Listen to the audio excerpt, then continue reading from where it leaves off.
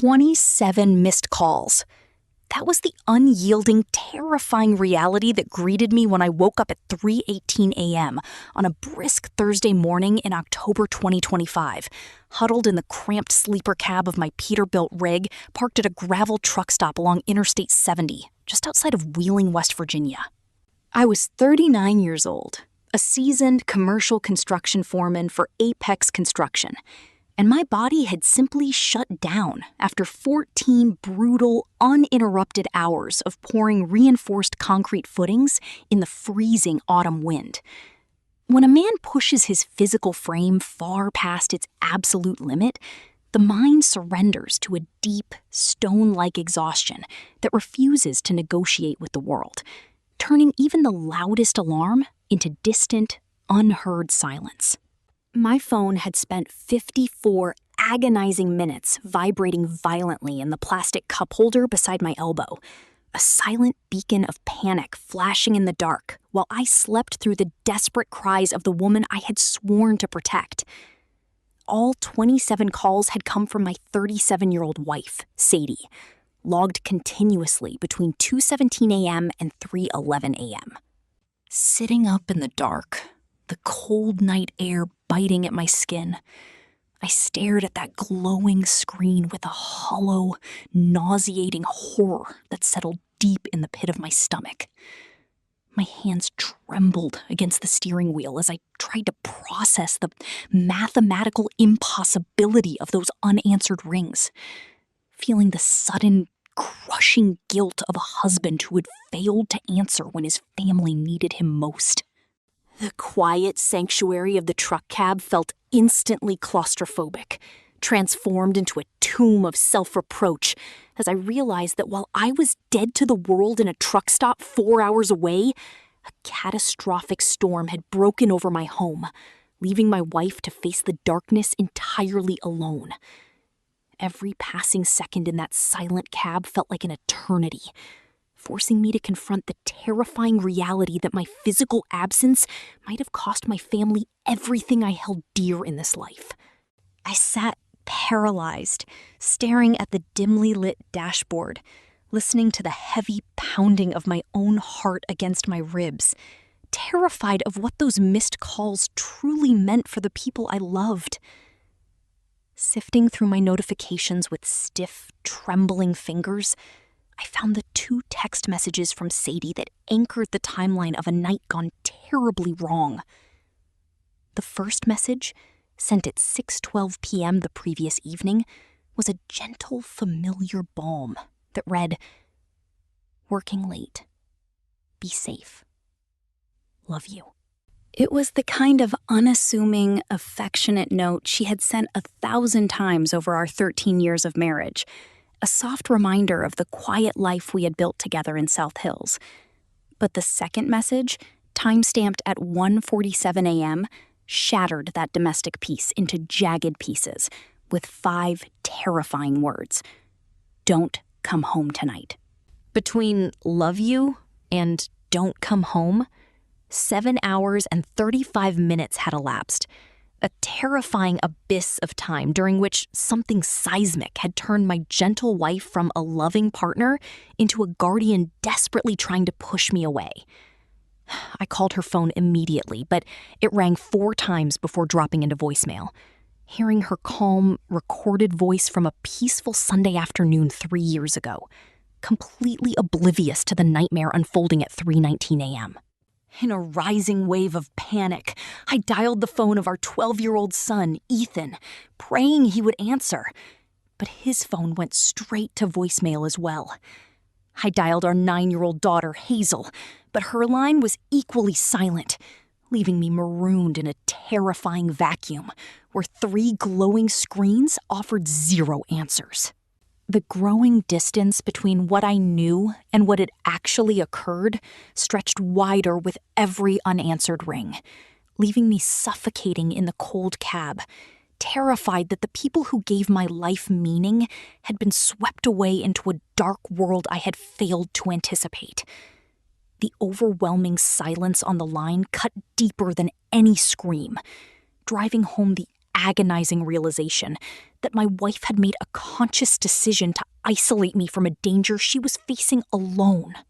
Sitting alone in that dark truck cab, surrounded by the cold silence of the West Virginia night, I felt completely powerless, staring at 3 unresponsive phones, while my mind conjured up horrifying scenarios of what might have transpired in our quiet suburban home while I was asleep. I threw my boots on, abandoned the commercial rig, and climbed into my personal truck, a dark charcoal 2018 Ram 1500 with a dented tailgate, pulling out of the Wheeling truck stop and heading south onto Interstate 77 toward Charleston.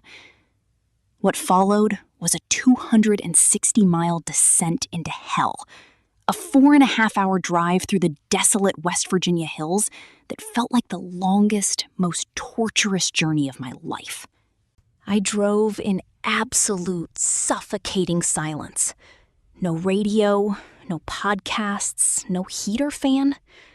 Only the low, steady hum of the V8 engine and the ragged, heavy sound of a man trying to maintain control of his breathing while his mind spiraled into catastrophic darkness.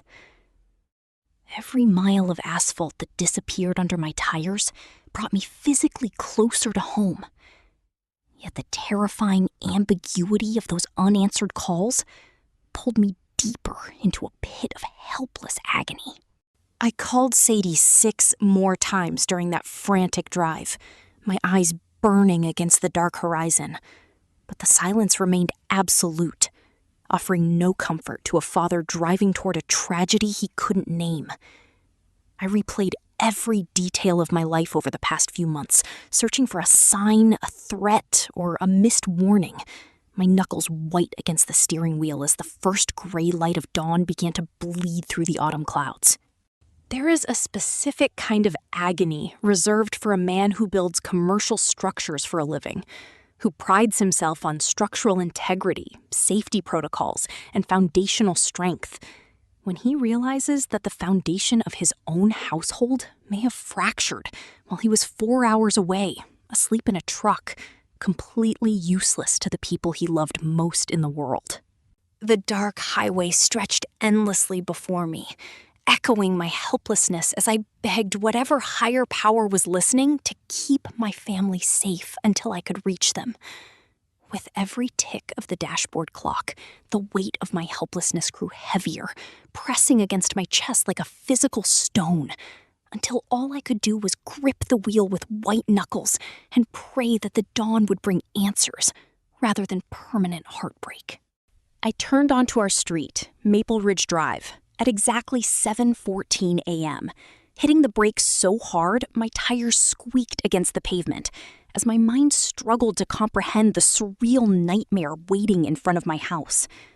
4 Charleston Police Department cruisers were parked at erratic angles along the curb, their red and blue strobe lights still cycling silently against the damp morning mist, while an ambulance sat idling in the driveway beside a mobile crime scene unit. Bright yellow police tape was stretched taut across our front porch, the very same cedar porch I had hand-built 2 summers ago, where Hazel loved to sit and read her chapter books, where Ethan practiced his acoustic guitar, and where Sadie drank her morning coffee while watching the autumn leaves fall. I killed the engine, threw my door open, and walked toward the property on legs that felt entirely detached from my body, my brain operating on a primitive emergency protocol designed for moments when reality exceeds human capacity. Before I could reach the front walkway, a young officer stepped directly into my path, his hand raised defensively as he took in my disheveled appearance and grease-stained work clothes. "Sir, you can't go in there. This is an active crime scene," he said firmly, his posture rigid with the strain of a long night. "That's my house," I choked out, my voice cracking with desperation as I gestured wildly toward the front door. "I'm Caleb Callahan. Where is my wife? Where are my kids?" The young officer turned toward an older female partner standing near the door, and in the quiet morning air, I heard him whisper 6 words that froze the blood in my veins. She saved your entire family." Those 6 words hung suspended in the crisp autumn air, shattering my world and revealing that an entire war had been fought on my porch while I was miles away. The yellow tape flapped gently in the morning breeze, casting an unnatural shadow over the familiar wooden steps, while my mind raced frantically to comprehend how the quiet, peaceful haven I had built for my family had been transformed into a cold, clinical scene of police investigation in a matter of hours. The older officer, whose name tag read Kellogg, walked down the porch steps with steady, unhurried movements, her sharp eyes assessing my frantic state with the seasoned empathy of a veteran cop who understood that protocol needed to yield to humanity. "Mr. Callahan, take a deep breath," Officer Kellogg said, her voice grounding the chaotic atmosphere. "Your wife is safe, and your children are unharmed upstairs with a social worker." She placed a firm, reassuring hand on my shoulder, preventing me from rushing past her while laying out the terrifying facts of the night with clinical clarity. At approximately 2:07 a.m., 2 armed men forced entry through your rear deck door, Kellogg explained softly. Your wife confronted them in the kitchen with a firearm, discharging a single round that struck one intruder in the shoulder and forcing the second to surrender at gunpoint until our units arrived 7 minutes later. "Both suspects are in custody, and your wife is being interviewed inside. She is being treated entirely as a victim who defended her home." I stood there in the damp grass, my chest heaving as my mind struggled to reconcile her words with the reality of the woman I had been married to for 13 years. Sadie was a 37-year-old 4th-grade elementary school teacher, a gentle, soft-spoken woman who wore hand-knit cardigans, drank chamomile tea, and kept a framed sign in her classroom that read, "Be kind."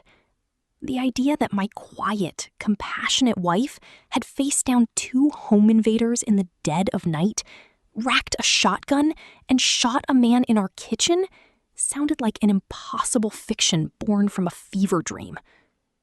My wife? "Sadie shot someone?"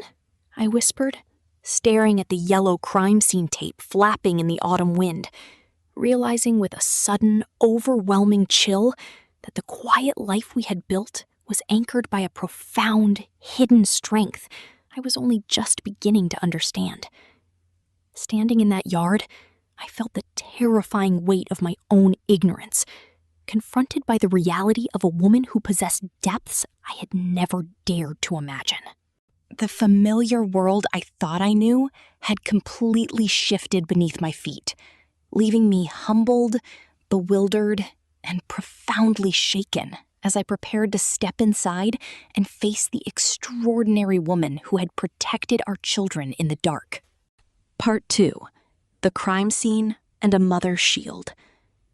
Stepping through the yellow crime scene tape, I crossed the shattered threshold of our rear deck door into the kitchen, a sacred space where we had spent 9 years making Sunday morning pancakes, grading school papers, and listening to the soft hum of domestic quiet.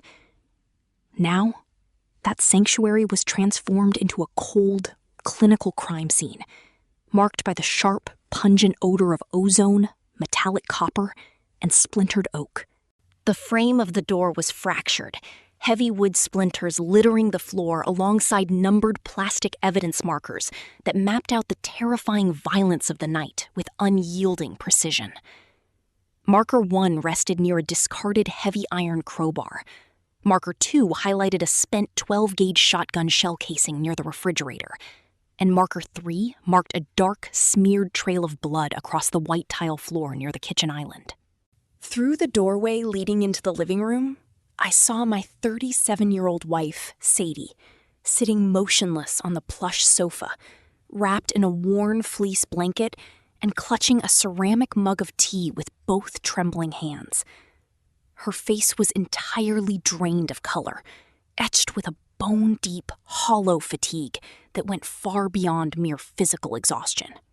It was the face of a woman who had consumed every drop of adrenaline, courage, and inner resolve her body possessed, leaving behind only the quiet, fragile willpower required to sit upright in a room filled with investigating police officers. Yet, beneath that hollow, pale surface, there was an unyielding, unbreakable core, an unspoken resilience that held her steady even as the familiar world around her crumbled into sudden chaos. Looking at her, I felt a wave of profound reverence wash over me, realizing that the gentle elementary school teacher I shared my life with had stood as an impenetrable shield between absolute terror and our home. She sat there in the quiet room, her posture straight despite her trembling hands, embodying a quiet dignity that commanded the respect of every officer in the house. Her silent strength illuminated the dark living room, proving to everyone present that true human courage does not need to roar or posture to be profoundly effective in the face of terrible danger. Standing in that doorway, I understood that our home had been saved not by chance, but by the quiet, immovable spirit of the woman I loved. The moment Sadie lifted her head and her tired, shadow-rimmed eyes locked onto mine, her quiet composure broke open, and the heavy ceramic mug slipped from her fingers onto the soft sofa cushion. She stood up, the fleece blanket sliding off her shoulders onto the floorboards, and crossed the living room with frantic, unhesitating steps before throwing herself against my chest. Her arms wrapped around me with a desperate, suffocating strength, her face buried deeply into the crook of my neck, as if anchoring her entire soul against the solid reality of my physical presence. "They came for you, Caleb," she sobbed, her voice muffled against the fabric of my flannel shirt, trembling with an intense emotion she had suppressed for hours. "They came for you and you weren't here, and I couldn't let them wait for you to come home." The sheer, selfless weight of those words shattered my heart into 1,000 pieces, revealing the unimaginable burden she had carried in total darkness while I was asleep miles away. I wrapped my arms around her tightly, kissing her hair, burying my face in her shoulder as tears burned my eyes, silently begging her forgiveness for my absence. She held me like a woman who had almost lost everything and was using the physical reality of my touch as proof that we had survived the storm. After a long, shuddering breath, she pulled back slightly, her hands resting against my chest as she looked up at me with clear, earnest urgency that transcended her immense fatigue. "Go upstairs, Caleb," she whispered softly, her voice steadying as her maternal instinct took over. "Go see the kids right now. They heard everything, and they kept themselves safe, but they need to see their father standing in the doorway so they know the world is okay again." Her trembling words were a powerful, enduring reminder that even in the immediate aftermath of terror, true love prioritizes the healing and comfort of others, guiding our fractured family back towards safety, dignity, and deep emotional peace.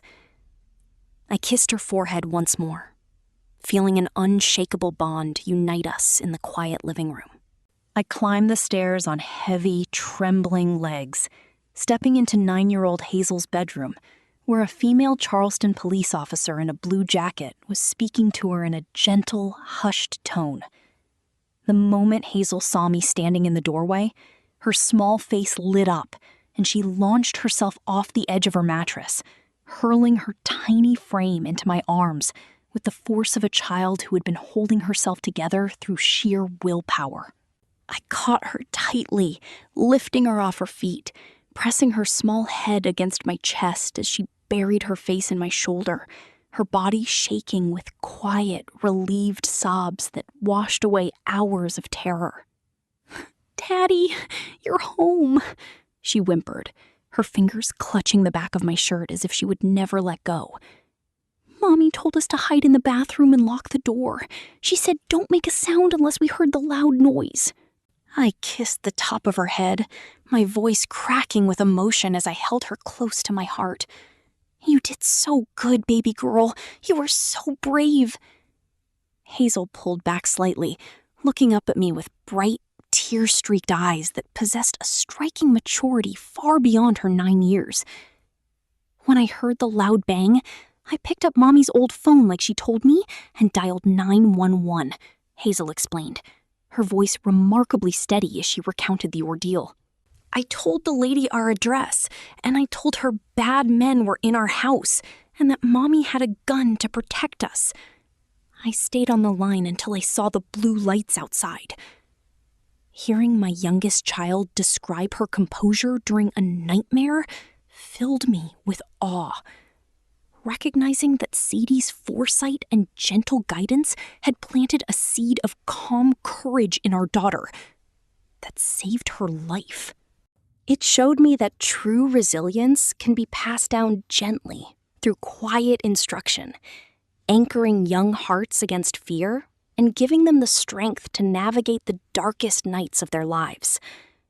Holding her close, I felt the first rays of hope break through the suffocating darkness that had enveloped my spirit all morning. Leaving Hazel with the officer, I walked across the hallway to 12-year-old Ethan's room, pushing the door open to find my son sitting on the hardwood floor with his back pressed against his bed frame, his knees pulled tightly against his chest. He wasn't crying, but his eyes were wide, red-rimmed, and fixed on the far wall with the stunned, hollow stare of a young boy whose nervous system had overloaded from trauma. As I knelt down beside him, he looked up, his jaw clenching as a wave of intense guilt washed across his young face. "Hey, Dad," he whispered, his voice raspy and tight with emotion. "I wanted to go downstairs. I wanted to grab my baseball bat and help Mom. But she made me promise. She told me my only job was to take Hazel into the bathroom, lock the door, and keep her safe." He swallowed hard, a single tear slipping down his cheek as he stared at his trembling hands. "I heard the shotgun go off, Dad. It was so loud. And then a man started screaming. I felt like a coward for staying upstairs while Mom was down there alone." My heart broke for my son, seeing the heavy, unfair weight of masculine expectation crushing his young spirit. I sat down beside him on the floor, pulling him into a firm, unyielding side embrace, letting him lean his weight against me. "Look at me, Ethan," I said gently, ensuring my eyes locked onto his. "You are not a coward. You obeyed your mother, you protected your little sister, and you kept her safe in that bathroom when it mattered most. That took incredible discipline and real courage, and you did exactly what a strong man is supposed to do. You saved your sister tonight, Ethan, and I am so proud of you." His heavy shoulders relaxed as he absorbed my words, taking his very first crucial step toward emotional healing and self-forgiveness.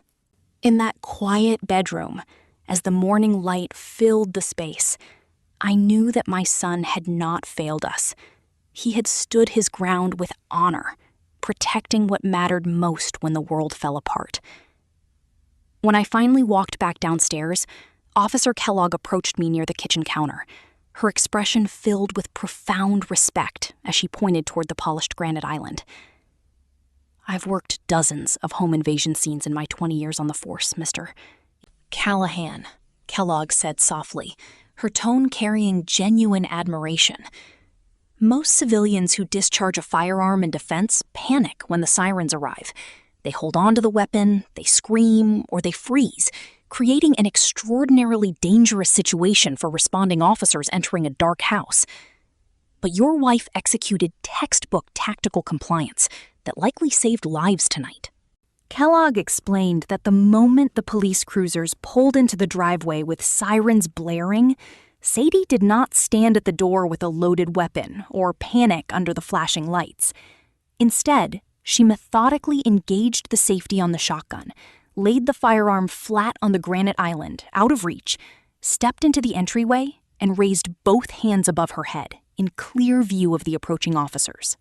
She clearly shouted her name, informed them that she was the homeowner, and immediately directed them to the wounded intruder on the kitchen floor and his accomplice standing frozen against the wall.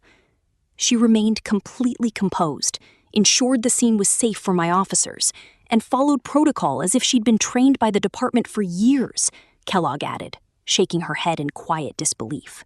A 37-year-old elementary school teacher handled a high-stress tactical incident better than many seasoned professionals I've worked with. Standing beside the granite counter, looking at my wife as she sat on the sofa, I felt an overwhelming sense of gratitude and wonder wash over me, realizing that Sadie's calm discipline had protected our children and brought us through the darkest night of our lives. Her extraordinary actions showed that true strength is forever bound to composure and self-control, creating order and safety out of absolute chaos. As I stepped across the room to sit beside her, I knew that our journey toward recovery had begun, grounded in the unshakable foundation of a mother's selfless, protective love. Part 3. The Shadows of Copper Ridge and a Chosen Softness. Looking closely at my 37-year-old wife as she sat wrapped in the fleece blanket on our sofa, my eyes drifted to the soft cream cardigan she wore over her clothes, a piece of clothing I had seen her wear 100 times during quiet Sunday afternoons and parent-teacher conferences at Piedmont Elementary. The soft knit fabric was noticeably frayed at the hem, and along the left shoulder, a neat tear showed where a jagged piece of splintered doorframe had snagged her sleeve during the terrifying chaos of the night. For 13 years of marriage, that cardigan had been a quiet symbol of Sadie's everyday life, a gentle, unpretentious garment worn by a fourth-grade teacher who poured chamomile tea, graded multiplication worksheets, and hung handmade signs in her classroom reminding 10-year-old children to be kind to one another. Yet, sitting in our living room amidst police investigators and physical evidence markers, I realized that the soft knit fabric had served a far deeper purpose than mere warmth or professional modesty. It had been a quiet armor, a chosen layer of gentle domesticity that Sadie carefully draped over the hidden scars of a childhood forged in extreme hardship. I reached out and gently touched the frayed hem of her sleeve, feeling a sudden, overwhelming wave of tenderness and self-reproach wash through my chest. I had shared a bed with this extraordinary woman for nearly 5,000 nights, taking her soft-spoken nature for granted and assuming that her peaceful demeanor was simply an innate, effortless gift. I had never stopped to consider the immense emotional discipline required to maintain that gentle presence, nor had I understood that her cardigans were not a sign of fragility, but a conscious, daily choice to offer grace to a world that had once been exceptionally cruel to her. In that quiet moment, looking at the tear on her shoulder, I saw that her gentleness was not weakness, but a fortress built over years of quiet, unyielding resilience. Her chosen softness was the ultimate victory over a painful past that could have easily rendered her cold and bitter. To truly understand the woman who had stood behind our manicured lawns of our South Hills neighborhood and travel back to the hollows of Copper Ridge in McDowell County, West Virginia. Growing up in the poorest coal mining county in the state, Sadie's early life was defined by the harsh, uncompromising realities of isolated rural poverty and absolute solitude. When she was only 8 years old, her mother, Jolene, packed a worn canvas bag, stepped out the front door, and vanished into the blue haze of the Appalachian Mountains, leaving behind no forwarding address, no custody agreement, and no explanation for the young daughter who waited on the porch for weeks. Left to raise Sadie alone in a weathered 4-room house at the end of a dirt road, her father, Silas Vance, was a quiet, granite-faced coal miner whose hands were permanently stained with coal dust and whose spirit had been toughened by decades of dangerous underground labor. Silas was not a man given to soft embraces or poetic comfort, but he possessed an unshakable sense of duty and a deep, protective devotion to his motherless child. In Copper Ridge, where the nearest sheriff's deputy was parked 45 minutes away across winding mountain passes, Silas understood that survival required self-reliance, constant vigilance, and absolute practical readiness. He raised Sadie not with fragile coddling, but with the quiet, disciplined resilience born of a place where help was rarely coming, and where a family had to serve as its own first line of defense against the unpredictable shadows of the world. Through those lean, quiet years in the Hollow, Silas taught his daughter that true security was not something granted by external institutions, but a quiet, internal posture, cultivated through patience, observation, and an unyielding commitment to protecting the people you loved most in this life. That hard-scrabble upbringing in the mountains was not a curse, but the crucible that forged her extraordinary character, giving her the courage to stand firm when the dark winds of fate blew against our door. It was on a crisp, overcast autumn morning in 2000, shortly after Sadie turned 11 years old, that Silas walked her out to the small clearing behind their barn, carrying his weathered Remington 870 pump-action shotgun. He laid the heavy firearm across a wooden sawhorse, knelt beside his young daughter on the damp gravel, and placed her small, slender hands against the cold steel receiver and the worn walnut stock. "Sadie," Silas had said, his voice as steady and deep as the mountain bedrock beneath their boots, "if something dangerous ever comes through that door, the sheriff isn't going to be sitting on our porch. By the time help gets up this hollow, whatever was going to happen has already happened, and you need to be the one who decides how it ends."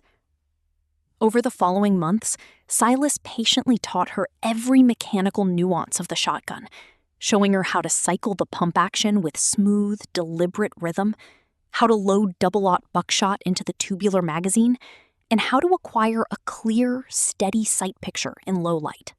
He taught her how to clear a room, not through reckless speed, but through the patient, motionless stillness of a hunter who understood that an intruder would inevitably step into the light if the defender remained still. When Silas passed away from black lung disease in 2018, Sadie brought his old Remington home to our house, sealing it quietly inside a locked case in the back of our bedroom closet. I had seen the case 100 times over the years, assuming with easy male complacency that it was merely a sentimental keepsake, an inert piece of metal kept to honor the memory of a dead miner, never once imagining that my gentle wife possessed the muscle memory, practical knowledge, and nerve to rack that steel pump in total darkness. She had preserved that knowledge in silence, honoring her father's legacy while protecting the domestic sanctuary we shared. She had carried that heavy responsibility without ever seeking praise, preserving the lethal muscle memory of her childhood so that if tragedy ever knocked on our door, she would be ready to defend the people she cherished. When Sadie left McDowell County at 18 on an academic scholarship to Marshall University, she made a quiet, resolute vow to leave the harsh, defensive posture of Copper Ridge behind her forever. She chose elementary education because she desperately wanted to surround herself with laughter, colorful storybooks, and the innocent warmth of young children who had never known the cold fear of an isolated hollow. For 13 years of marriage, Sadie deliberately cultivated a life of peace, hiding her sharpest edges beneath soft cardigans, homemade pies, and a quiet domestic routine, choosing every single day to be the gentle mother and nurturing teacher she had never had as a child. Yet, as I sat beside her on our living room sofa, holding her cold, trembling hand in mine, I realized that her decision to hide those formidable skills was born out of a profound psychological necessity. She had not been keeping secrets from me out of deceit or mistrust. She had simply been trying to protect our family from the lingering shadows of her past, hoping with all her heart that she would never again need to summon the ruthless composure of Copper Ridge. In hiding her dark history, she was not denying who she was, but actively choosing who she wanted to be for her husband and children, a beacon of light rather than a relic of survival. However, when two armed men broke through our rear deck door to threaten the life of her children's father, Sadie did not hesitate or flounder in indecision. She reached back across time into the dark hollow of her youth, unlocked the hidden compartment of her spirit, and retrieved the formidable strength her father had given her, proving that her gentleness was a conscious gift rather than an incapacity for action. She had stepped back into the storm only to ensure that her family would never have to experience its violence. Her willingness to confront that dark history proved that a mother's love knows no boundaries, willing to cross any distance and endure any hardship to keep her children completely safe from harm. Looking into my wife's tired, tear-streaked eyes as the morning sun finally broke through the living room blinds, a profound wave of understanding and emotional healing washed over my spirit, dissolving every remnant of confusion and self-pity. The famous literary phrase, "You don't just marry a person, you marry their history," resounded in my mind with the absolute clarity of unvarnished truth. For 13 years, I had loved the gentle, nurturing woman who made pancakes on Sunday mornings. But in that quiet room, I fell deeply in love with the whole of her. The little girl from Copper Ridge who had survived abandonment, the daughter who had learned to clear a dark room at 11 years old, and the fierce, protective mother who had stood as an unbreakable barrier between my children and absolute evil. I leaned in and kissed her forehead softly, running my thumb over the frayed hem of her cardigan, feeling an unshakable bond of gratitude and reverence unite our souls far deeper than any vow we had spoken at the altar. "I'm so sorry I didn't see you, Sadie," I whispered, my voice thick with emotion, as I pulled her close against my chest. "I'm so sorry I took your gentleness for granted." Sadie leaned her head against my shoulder, letting out a long, shuddering sigh that seemed to release years of hidden tension and emotional isolation. "You didn't have to see it, Caleb," she murmured softly, her fingers tightening around mine with gentle warmth. "I kept it away because I wanted our home to be soft and safe. But I will always do whatever it takes to keep it that way." In that quiet morning light, I realized that true love is not found in the pristine perfection of an easy life, but in the profound, sacred grace of embracing every chapter of the person who stands beside you in the dark. Standing together in that quiet room, holding each other tightly, we knew that our marriage had been transformed forever, anchored in an unshakable foundation of mutual respect, deep emotional understanding, and everlasting devotion to one another through every coming storm. Part 4. 90 Seconds and a 4-Hour Vigil. The chain of events that culminated in that terrifying midnight confrontation began at 6:07 p.m. On Wednesday, October 15th, when the doorbell rang at our home on Maple Ridge Drive, Sadie was in the kitchen, preparing dinner. Ethan was at the dining table, working on his middle school algebra, and Hazel was quietly drawing at the counter. When Sadie opened the front door, she was greeted by a mid-30-ish man wearing worn work clothes, a stranger named Garrett Spaulding, who was an employee of Gavin Whitmore, the owner of Whitmore Industrial Contracting. Garrett's demeanor was not outwardly aggressive, but carried the chilled, rehearsed composure of a messenger sent to deliver a calculated threat. 3 months earlier, in July, I had filed a formal safety complaint with OSHA against Whitmore Industrial after discovering their crews cutting dangerous corners on structural bracing during concrete pours at the Kanawha Boulevard project. My report triggered an extensive federal investigation that resulted in Whitmore losing a $2.3 million state contract and facing criminal negligence charges. Garrett stood on our porch and laid out an ultimatum. Gavin Whitmore blamed me entirely for his financial ruin and impending indictment, and he had dispatched 2 men to break into our house later that night to deliver a violent message. Garrett claimed that if Sadie kept the house empty and persuaded me to stay away, no one would be hurt. But if we resisted or called the police, they would simply ambush me at my unmonitored job site the following morning. He delivered his ominous warning with cold precision, turned on his heel, and walked down the driveway toward an unmarked truck, leaving my 37-year-old wife standing in the open doorway, forced to navigate an impossible nightmare alone. She stood in the fading autumn twilight, watching his vehicle disappear into the shadows of our quiet neighborhood, her heart heavy with the sudden, crushing weight of a threat aimed directly at the people she cherished. In that heavy, breathless silence, the peaceful sanctuary we had built together over 13 years was suddenly invaded by a ruthless malice that cared nothing for human life or family dignity, leaving my wife to stand as the sole guardian of our home.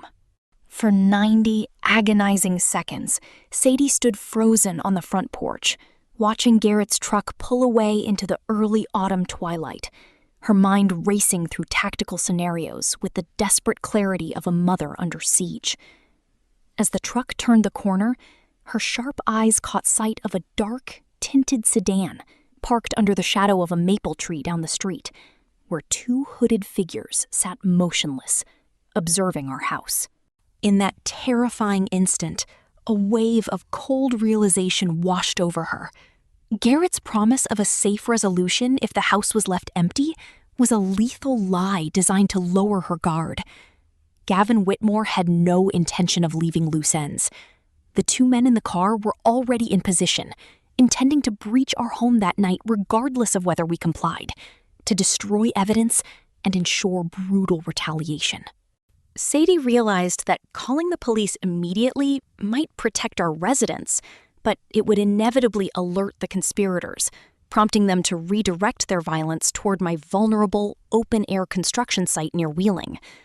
Furthermore, fleeing with the children to a hotel offered no safety, because if I drove home unannounced to an empty house, I would walk directly into an ambush.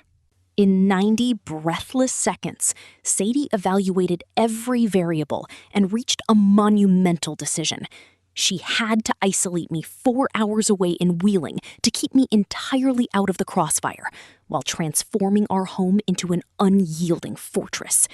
She would stand her ground alone, using the shadows of her past and her father's shotgun to dismantle the threat before it could ever reach her family. Every maternal instinct urged her to panic, but her deep devotion locked her spirit into a state of absolute, unbreakable resolve.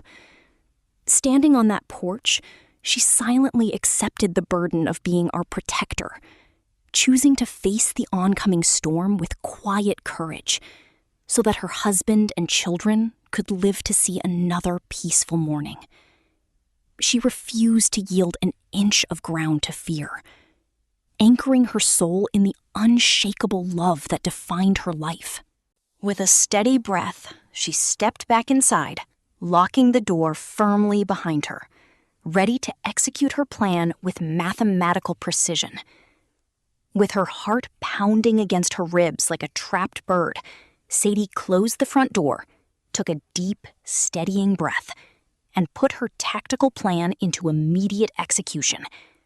At 6:12 p.m., she picked up her phone and sent me that fateful, ordinary text message. "Working late. Be safe. Love you." 3 minutes later, at 6:15 p.m., She called my cell phone, keeping her voice light, affectionate, and completely unburdened by fear, as I confirmed I was sleeping in the truck cab at the Wheeling job site. Knowing I was 4 hours away and physically safe, she turned her focus entirely to protecting our children. She served Ethan and Hazel their mac and cheese dinner with a warm, gentle smile, maintaining a seamless atmosphere of domestic normalcy so as not to alarm them. At 8:30 p.m., after reading Hazel a chapter from her storybook, Sadie instituted a quiet protocol, framing it as an unexpected fire drill. She instructed Hazel and Ethan that if they heard any loud, unusual noises during the night, Ethan's sole mission was to take his sister into the master bathroom, lock the heavy, solid oak door, and use her old cell phone to call 911. After kissing both children goodnight and ensuring they understood their crucial roles, Sadie went into our bedroom closet at 9:15 p.m., unlocked the steel gun case, and retrieved her late father's Remington 870 pump-action shotgun. She methodically loaded 5 shells of double-aught buckshot into the magazine, her hands moving with the smooth, unhesitating muscle memory Silas Vance had instilled in her 25 years ago in the hollows of Copper Ridge.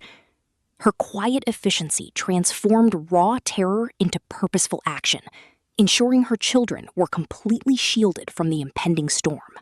Every movement she made was deliberate and measured, guided by the fierce, protective love that filled her heart as she prepared to defend the sacred sanctuary of our home against the darkness gathering outside. She checked the heavy steel receiver once more, feeling the cold weight of the firearm in her hands, drawing strength from the memory of her father's steady guidance, confident that her family's safety was worth every risk. At 10 p.m., Sadie turned off every light in the house, plunging our home into absolute, impenetrable darkness, and took up her defensive position behind the polished granite kitchen island I had built 5 years earlier. For 4 agonizing hours, from 10 at night until 7 minutes past 2 in the morning, my gentle 37-year-old wife sat motionless on a wooden chair, the heavy 12-gauge shotgun resting across her lap.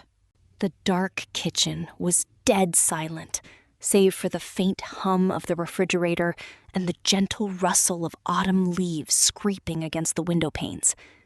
In that prolonged, nerve-wracking vigil, Sadie later told me that the hardest part was not the icy fear or the impending violence, but the heavy silence that amplified every sound in the house. Sitting in total darkness, she could hear the soft, rhythmic breathing of our sleeping children drifting down through the HVAC air vents, each quiet breath serving as a sacred reminder of why she was sitting in that chair. She didn't allow herself to shake, cry, or indulge in self-pity. Instead, she summoned the profound, motionless stillness her father had taught her decades ago, converting her terror into absolute focus. She positioned herself precisely where any intruder breaching the rear deck door would be brightly backlit by the distant street lamp, while she remained completely invisible within the deep shadows of the kitchen island. For 4 long hours, she waited with the unyielding patience of a mountain hunter, her finger resting lightly beside the trigger guard, ready to defend the sacred boundary of her family's sanctuary against whatever evil dared to cross the threshold. In those dark, quiet hours, her soul anchored itself in pure, unselfish love, drawing deep strength from the knowledge that her presence stood as an unbreakable barrier between her precious children and the cold malice waiting outside in the night. She maintained her breathing with steady, rhythmic discipline, refusing to let fatigue or anxiety compromise her alertness, watching the back doorway with an unblinking gaze that reflected the fierce, protective spirit of a mother who would stop at nothing to preserve her family's peace. As the clock ticked silently past midnight, her resolve only grew stronger, converting every second of waiting into an unshakable promise of protection.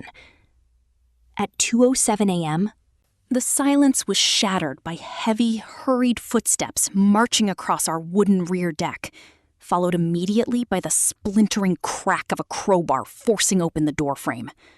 As the door burst inward, two men, later identified as Rowan Hawley and Lyle Creech, stepped into the dark kitchen, expecting an empty, unguarded residence.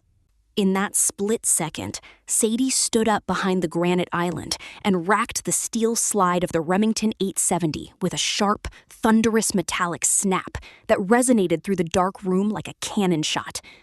Before the lead intruder, Ronan, could react to the unmistakable sound of a pump-action shotgun, Sadie fired a single, controlled blast of double-aught buckshot that struck him directly in the left shoulder, sending him crashing to the floor with an agonized scream. As the deafening 150-decibel roar of the gunshot echoed off the walls, Sadie instantly cycled a fresh shell into the chamber and leveled the barrel directly at the second intruder, Lyle, who froze in absolute terror against the splintered doorframe. "Don't move. I'll shoot again," Sadie commanded, her voice ringing out through the darkness with a chilling, immovable authority that left no doubt she would execute her promise. Upstairs, Hazel picked up the phone and dialed 911 with remarkable composure, while downstairs, Lyle remained frozen, with his hands raised, staring into the dark abyss of a shotgun barrel held by a mother who refused to yield.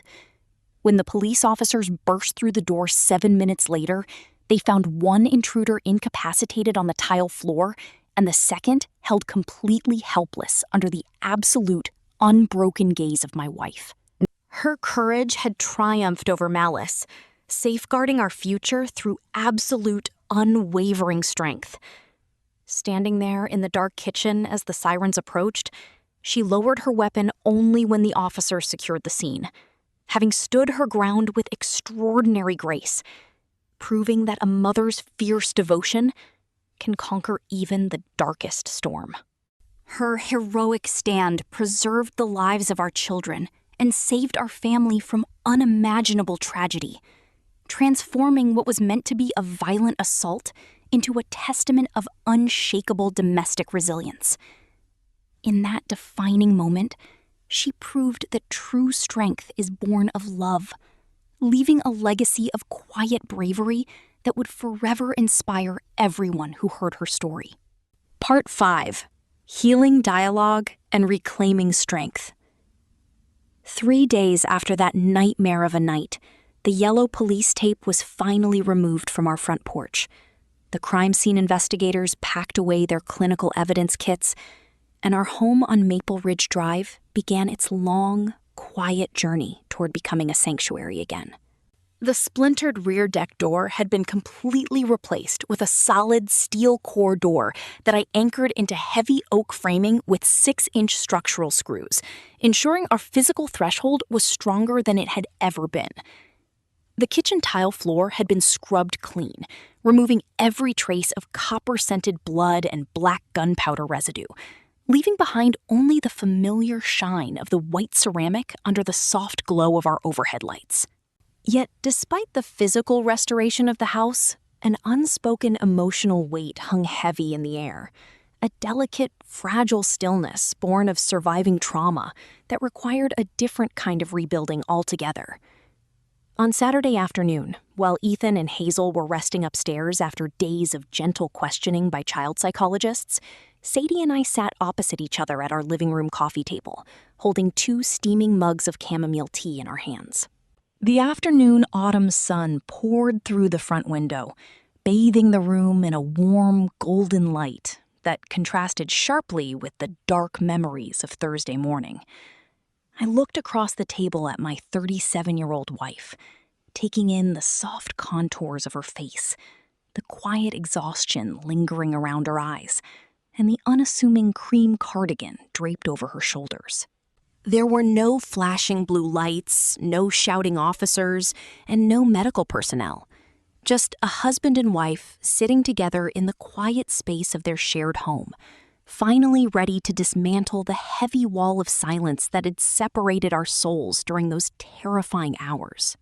In that warm, sunlit living room, we began the slow, delicate work of speaking the unvarnished truth, seeking not to reopen fresh wounds, but to bind them together with deep emotional honesty, mutual respect, and unconditional love.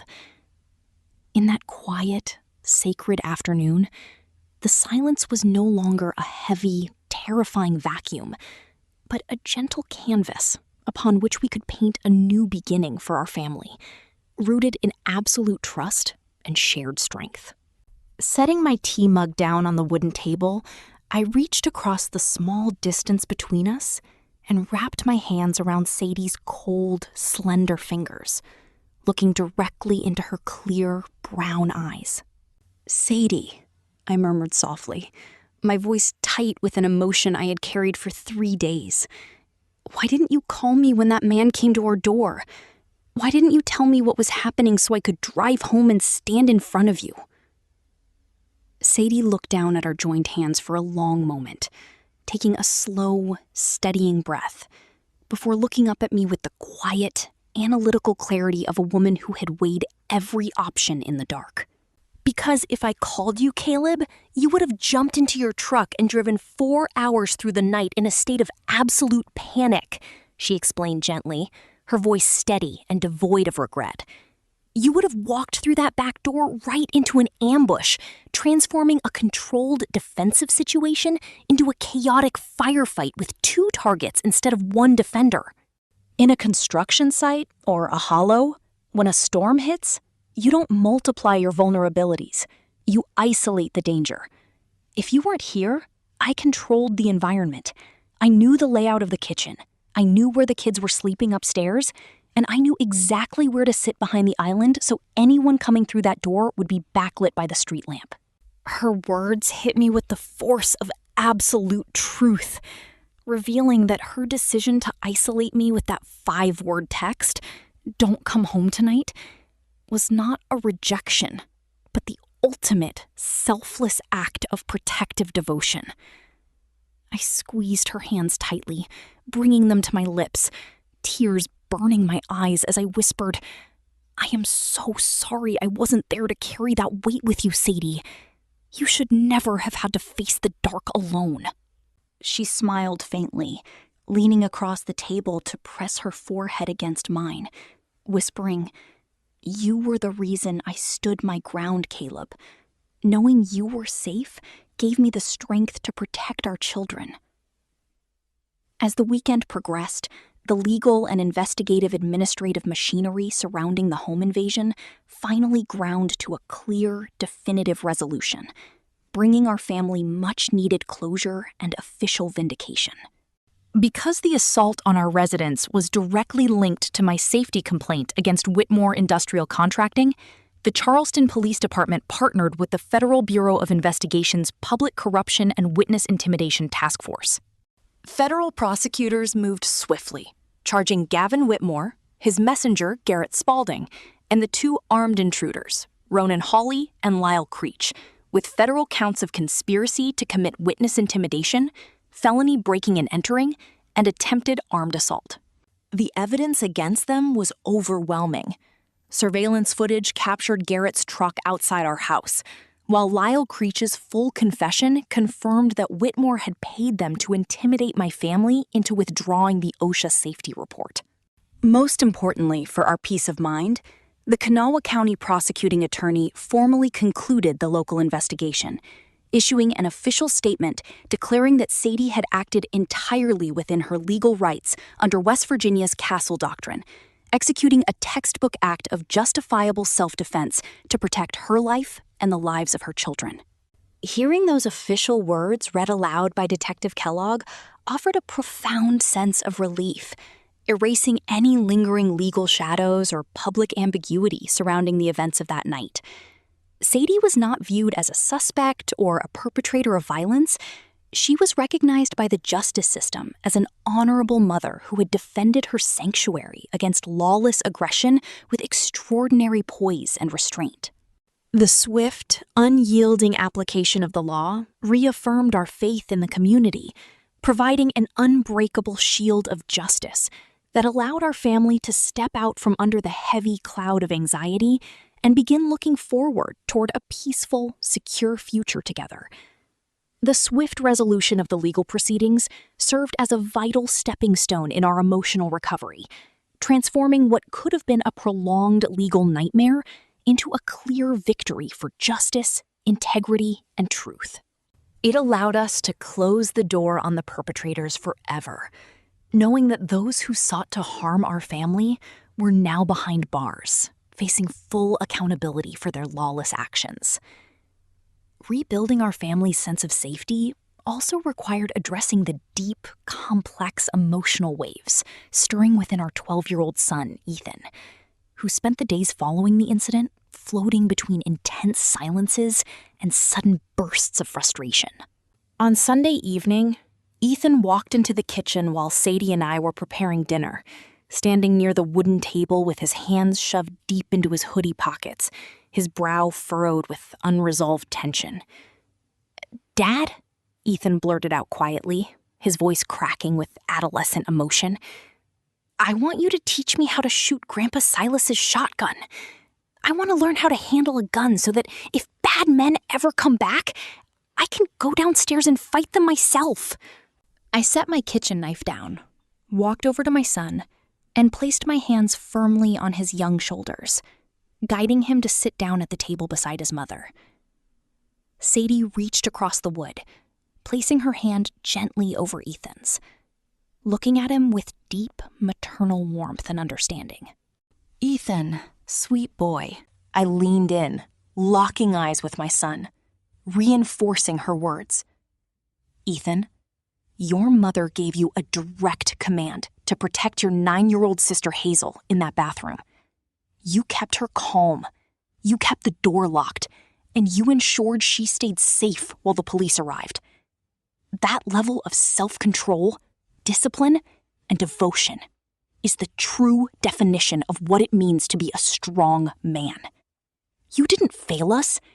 You succeeded in the most important mission of the night." Ethan's eyes filled with tears, but as he looked from his mother to me, the heavy burden of unearned guilt visibly lifted from his shoulders, allowing his young heart to begin healing.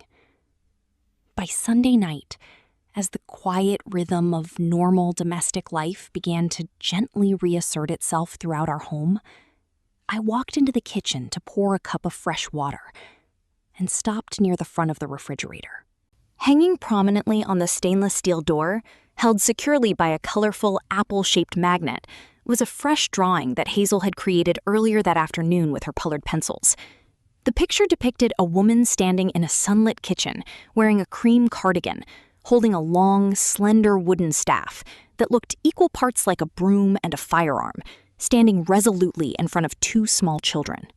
Above the drawing, written in bold, proud, purple crayon letters, were 5 simple words that captured the entire essence of our family's survival. "My mommy is very brave." I stood in the quiet kitchen for a long time, staring at that simple piece of childhood artwork hanging right beside our weekly grocery list, Hazel's school permission slips, and the ordinary paper artifacts of a family that builds things, goes to elementary school, and eats Sunday morning pancakes. That refrigerator door represented the profound, beautiful resilience of a household that had passed through the valley of terror without losing its capacity for joy, warmth, and creative expression. We were not broken by the violence that had breached our threshold. We had been remade, bound together by an unbreakable circle of protective love that stretched from a coal mining father in Copper Ridge to a courageous mother in South Hills, and down to a 9-year-old girl drawing on a Sunday afternoon.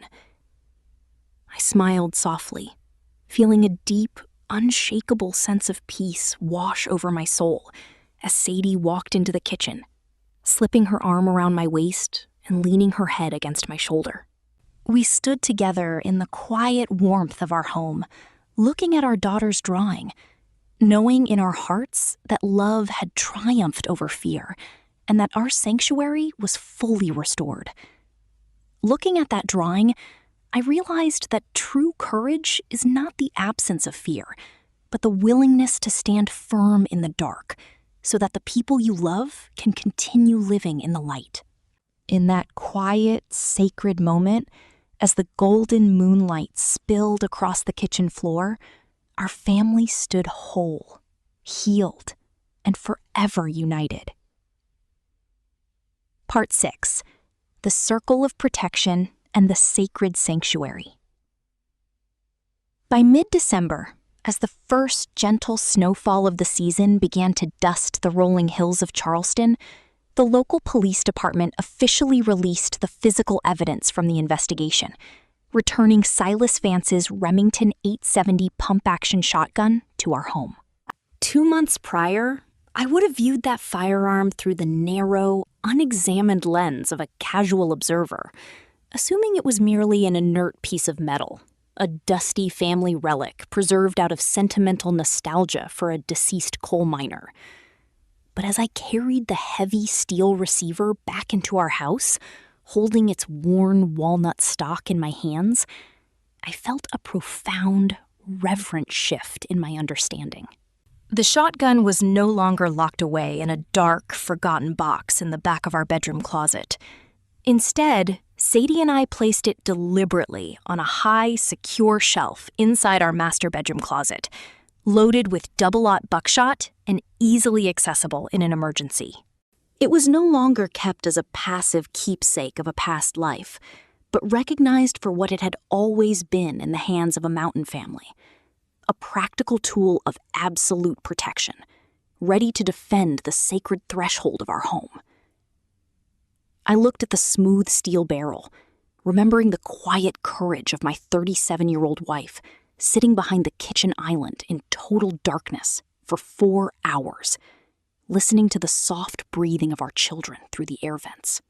That shotgun embodied the quiet, unyielding promise that our home would remain an impenetrable sanctuary, anchored not by fear or paranoia, but by the grounded, practical readiness of parents who loved their children too much to ever be caught unprepared.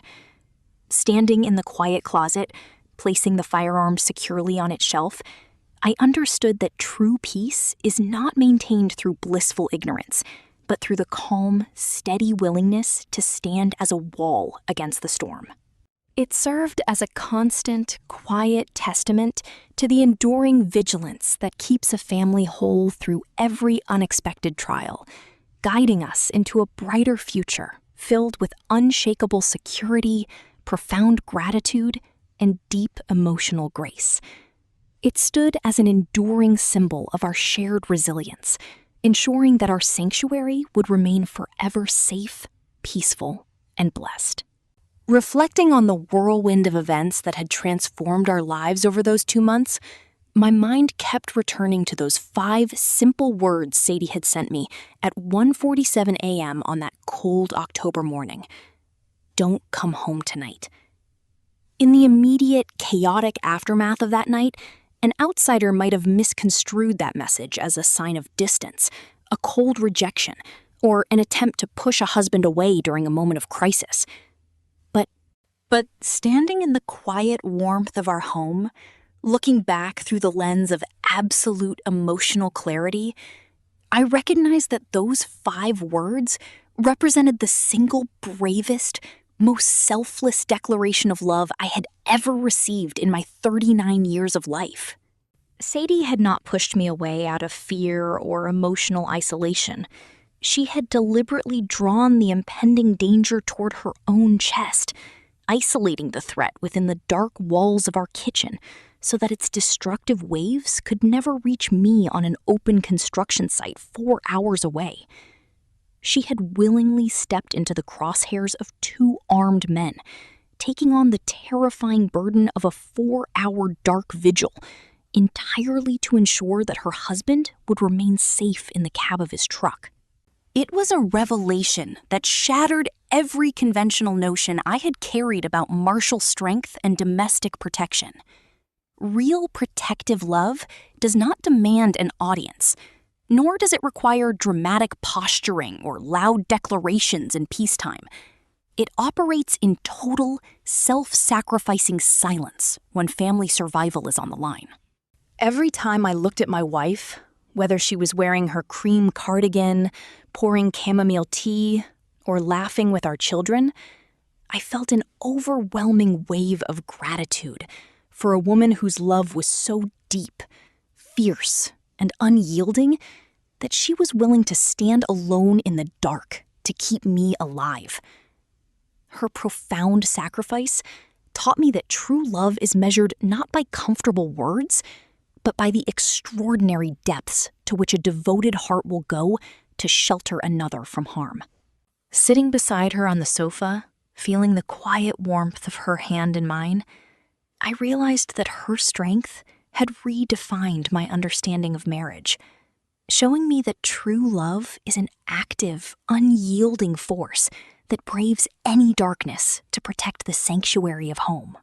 That winter, as our home healed, I began to see that the resilience which had saved us was not an isolated miracle, but the golden thread of a sacred lineage, an unbroken circle of protection passed down across 3 generations of our family. It had begun decades ago, in the remote, coal-dusted hollows of Copper Ridge, where a quiet, granite-faced miner named Silas Vance took his 11-year-old motherless daughter out to a gravel clearing and taught her how to clear a room in total silence, because the sheriff was 45 minutes away across the mountains. That quiet, unyielding posture of self-reliance had taken root in Sadie's young spirit, traveling with her from McDowell County, through university, and into her classroom at Piedmont Elementary, waiting patiently beneath her soft cardigans until the moment her own family faced absolute peril. On that terrifying October night, Sadie had drawn upon her father's legacy to shield her husband and children, and in doing so, she had passed that very same unbroken circle of strength directly down into the hearts of our young children. 9-year-old Hazel had channeled that inherited calm when she picked up the phone in a dark bathroom and dialed 911 with the steady precision of a veteran dispatcher, while 12-year-old Ethan had embodied it by standing guard over his little sister, obeying his mother's command with noble self-control. We were a family bound together by hard hats, safety reports, shotguns, and calm 911 calls. A household forged in the quiet understanding that when danger crosses the threshold, we do not shrink back in terror.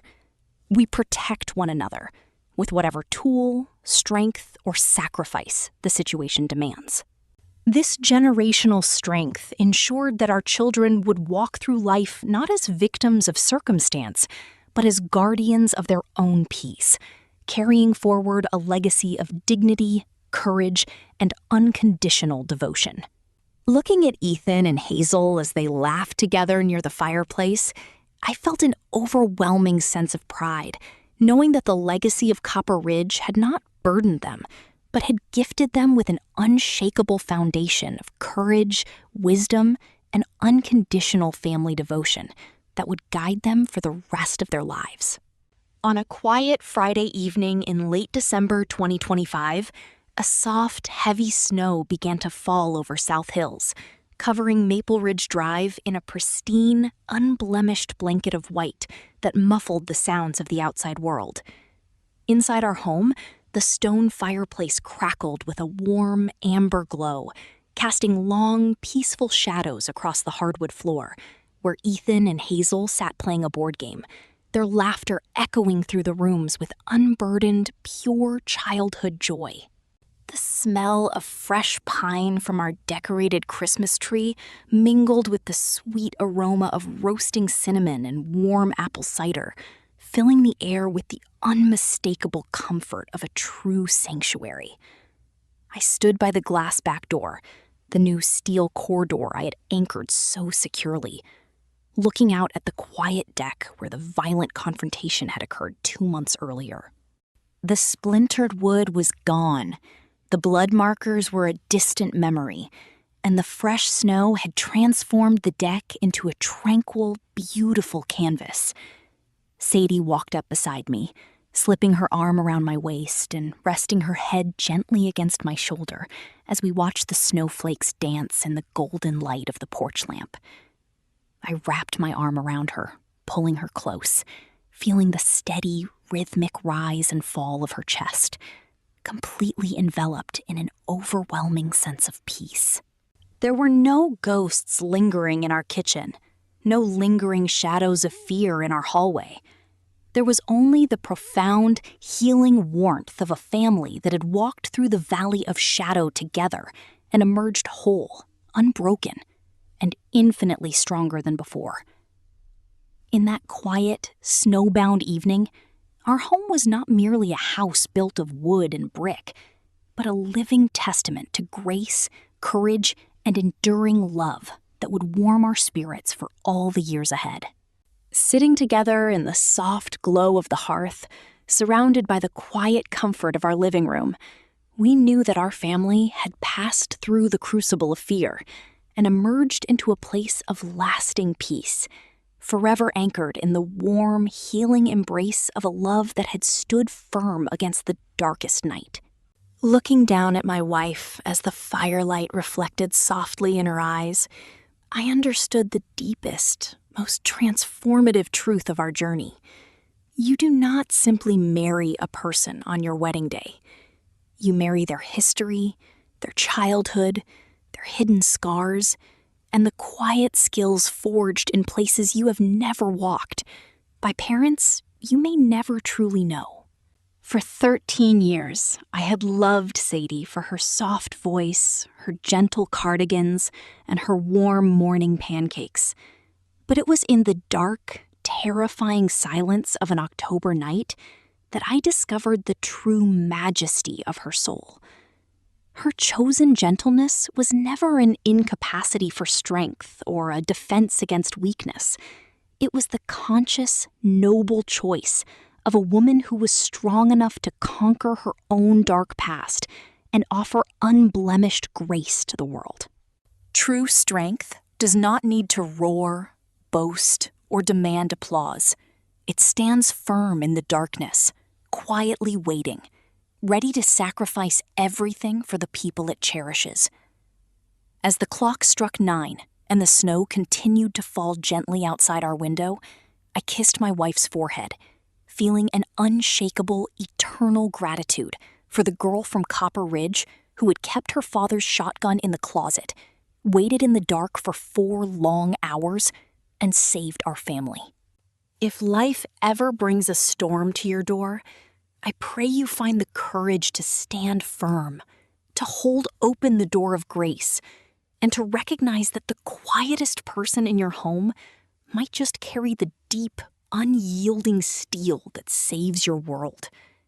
For in the end, love is not proven in the easy sunshine of peacetime, but in the quiet, resolute decision to stand in the dark and protect the sacred sanctuary of your home. It is a quiet promise that endures through every trial, lighting the way forward into a future filled with hope, healing, and unbreakable unity. Standing in that warm, firelit room, holding the woman who had saved everything I loved, I knew that our home was no longer just a place where we lived, but a living monument to survival, faith, and the extraordinary, protective power of a mother's selfless love.